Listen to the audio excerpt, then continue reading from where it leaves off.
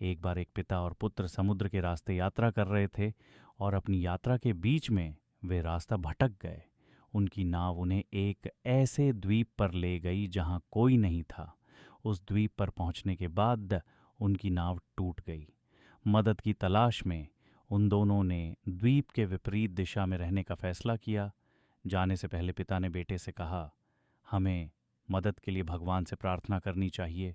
ये कहने के बाद वे दोनों विपरीत दिशा में चले गए और भगवान से प्रार्थना करने लगे। बेटे ने भगवान से कहा, हे भगवान, इस द्वीप पर पेड़ पौधे उगा दो ताकि मैं अपनी भूख मिटा सकूं। भगवान ने उसकी प्रार्थना सुनी और तुरंत वहां पेड़ पौधे उग आए। एक चमत्कार था। अपनी भूख मिटाने के बाद वह बैठ गया और भगवान से प्रार्थना की, मुझे रहने के लिए एक घर चाहिए, कृपया मुझे एक घर दो। जल्द ही एक घर दिखाई दिया। अब बेटे को एहसास हुआ कि उसकी सभी प्रार्थनाएं सुनी जा रही हैं। उसने सोचा कि क्यों ना भगवान से यहाँ से निकलने का रास्ता मांगा जाए। तो उसने भगवान से प्रार्थना की, कृपया मुझे एक नाव दो ताकि मैं इस द्वीप को छोड़ सकूं। जल्द ही एक नई नाव दिखाई दी। बेटा नाव में सवार हो गया और द्वीप छोड़ने ही वाला था।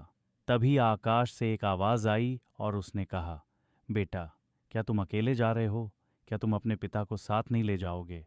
बेटे ने जवाब दिया, उन्होंने भी प्रार्थना की होगी, लेकिन आपने उनकी बात नहीं सुनी। शायद उनका मन इतना शुद्ध नहीं है, इसलिए उन्हें परिणाम भुगतने दो, है ना? आवाज़ ने कहा, क्या तुम जानते हो कि तुम्हारे पिता ने किस लिए प्रार्थना की थी? बेटे ने जवाब दिया, नहीं। आवाज़ ने कहा, तुम्हारे पिता ने केवल एक ही चीज़ के लिए प्रार्थना की थी। उन्होंने प्रार्थना की, हे भगवान, मेरा बेटा आपसे जो कुछ भी मांगे कृपया उसे पूरा करें। तुम्हें जो कुछ भी मिल रहा है वह उसकी प्रार्थनाओं का ही परिणाम है।